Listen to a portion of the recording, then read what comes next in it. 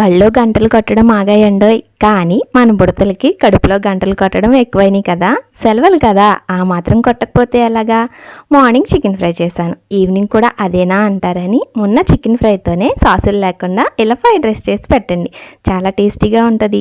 వీడియోలో చూపించినట్టుగా ఆయిల్ వేడెక్కిన తర్వాత ఉల్లిపాయ, పచ్చిమిరపకాయ, టమాటా, ఉప్పు, కారం అన్నీ వేసి బాగా మగ్గిన తర్వాత కొంచెం పక్కకు లాక్కుని మనకి ఎన్ని ఎగ్స్ కావాలో అన్ని ఎగ్స్ని ఒక సైడ్కి కొట్టుకుని ఒక 5 నిమిషాలు అలా ఉంచిన తర్వాత పెద్ద పెద్ద పీసుల కింద కట్ చేసి మొత్తం మిక్స్ చేయాలి. తర్వాత ఉడికించిన రైస్ని కూడా వేసేసుకొని ఇందులోకి ఇప్పుడే ధనియాల పొడి, గరం మసాలా వేసేసుకుని 1/2 టేబుల్ స్పూన్ మిరియాల పొడి కూడా వేసుకుని ఒకసారి బాగా కలిపేసి ఉప్పు చూసుకుని ముందుగా ఫ్రై చేసుకున్న చికెన్ ఉంది కదా, ఆ చికెన్ కూడా వేసేసి కరివేపాకు, స్ప్రింగ్ ఆనియన్స్ ఉంటే వేసుకుని సర్వ్ చేసుకోండి. ఎంతో టేస్టీగా ఉండే చికెన్ ఫ్రైడ్ రైస్ చిటికలో రెడీ అయిపోయింది. నచ్చితే ఒక లైక్, షేర్, సబ్స్క్రైబ్ చేయడం మాత్రం మర్చిపోకండి. బా.